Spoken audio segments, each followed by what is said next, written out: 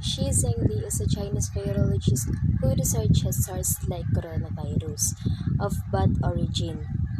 She directs the Center of Emerging Infectious Diseases at the Wuhan Institute of Virology, a biosafety level 4 laboratory located in Jiangxia District, Wuhan.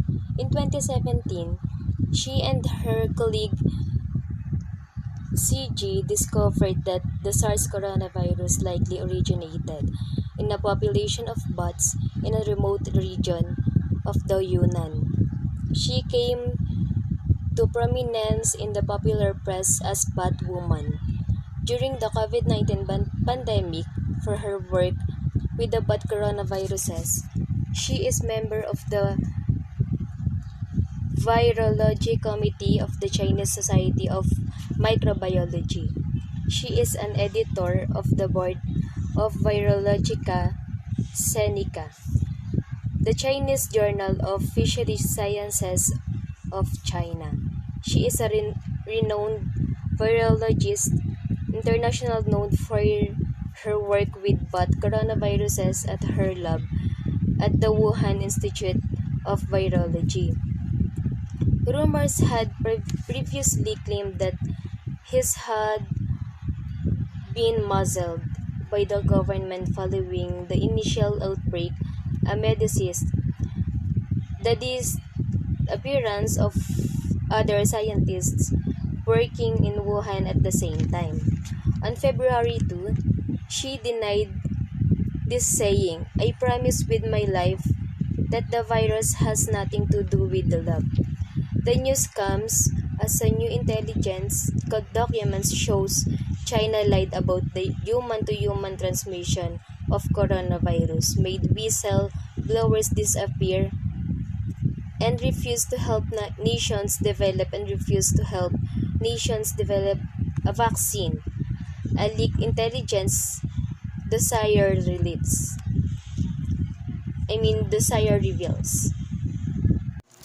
Hi sir, my name is Lawrence Burton po. Ito po yung finals namin na reporting about Shi Zhengli. So, Shi Zhengli po is a Chinese virologist na nagre-research ng SARS-like coronaviruses of bat origin. So, there are a lot of talks about the coronavirus, COVID-19, came from bats originally. So, she's the director at the Center for Emerging Infectious Diseases at the Wuhan Institute of Virology, a biosafety level 4 or BSL4 laboratory located in Wuhan. So, on December 2019, the director for health in China called her and asked her about this virus. So, it started po ng 2003. She started researching about all of this. Then,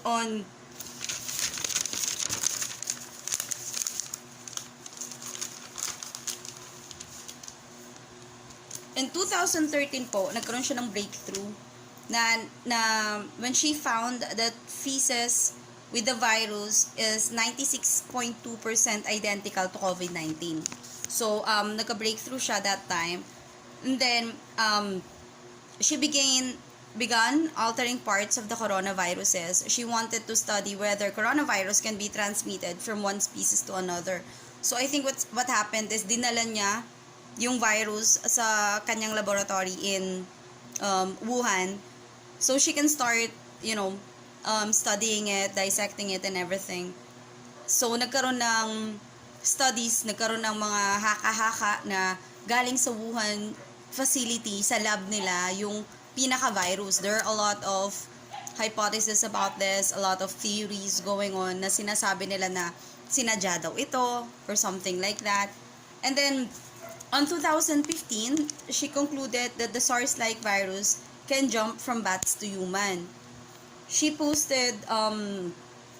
concluded this, na pwede daw talaga yung SARS virus. And then, on 2017, she and her colleague, Kuiji, discovered that the SARS coronavirus likely originated in a population of bats. So, tinagurian po siyang Batwoman ng China because over virus hunting expeditions in bat caves over the past years.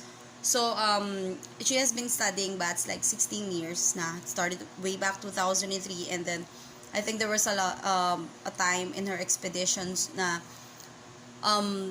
she went over like 30 caves and then just came back with less than 10 samples. So, ganun siya katindi sa mga expeditions niya, kaya kanilala talaga siya sa China as a very, very good virologist. So, on her case studies po, she has a lot of studies na about bats, about coronavirus, since SARS started pa.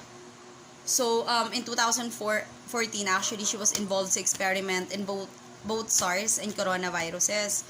So, that same year, yung funding from US had been paused because of the moratorium on risky virology studies. So, this is the time na the US didn't think na safe yung lab nila in Wuhan. So, they are worried about an outbreak or an attack or something like that. So, actually, after nung nalaman yung kumalat yung SARS, after that, nawala si Shi Zhengli. She disappeared. A lot of people actually disappeared that time. At the second patient of the patient 2 on Wuhan is I think is a student, a masteral student, and then nawala siya. Bumaling siya, tapos I think nawala siya. I'm not sure about that. So, she has been missing. She has not been seen in public until now. Pero, nag-reappeared siya last February online sa WeChat. Tapos, sinabi niya, I, Sheng Li, swear on my life that it has nothing to do with our laboratory. So, pinangako niya na wala daw na. And then, she said that she's okay, her family, and she is fine. They're still in Wuhan. She's still doing her job. Pero, a lot of people are asking, why are we not seeing you in public? So, nagkaroon ng yung contribution niya siguro sa nangyayari ngayon is because of her long time studies sa coronaviruses and sa bats. And na this COVID-19 is one of the specialty that she did for a very long time. So, supposedly, ang laki ng tulong niya because she have years of confidential studies to beat coronavirus. So, she can be like the number one person that could help out nowadays. Pero unfortunately, nawawala siya. A lot of people are claiming na nag-defect siya sa West. They even said that she's taking asylum in Paris and everything like that. Tapos, she posted pic on WeChat. Pero hindi yung lab niya or yung sarili niya. Pero evidence ng kanyang na nasa Wuhan siya. Pero ang daming people na nagsasabi na pinatahimik siya ng China. So, a lot of theories going on around this na sinasabi nila na sinadya daw ito ng China.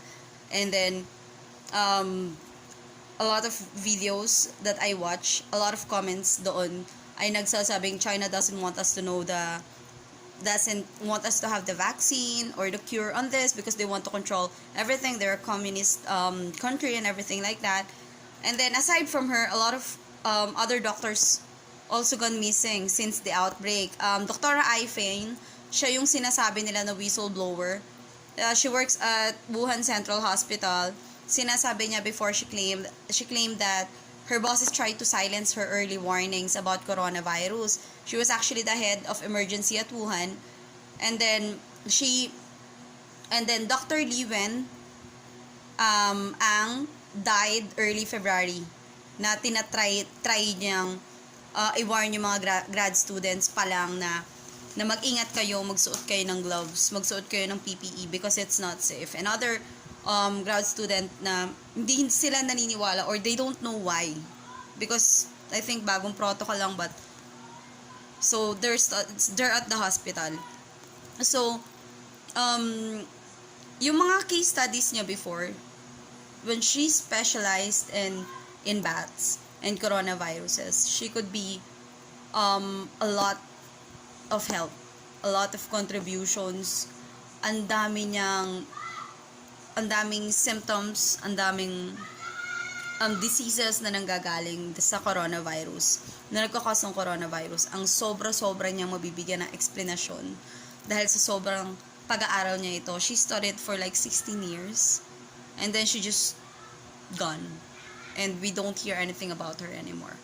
And yeah, a lot of, theories and mga haka-haka nila, pero nothing has been proven. So, yeah. That's it, sir. Thank you so much. Stay safe.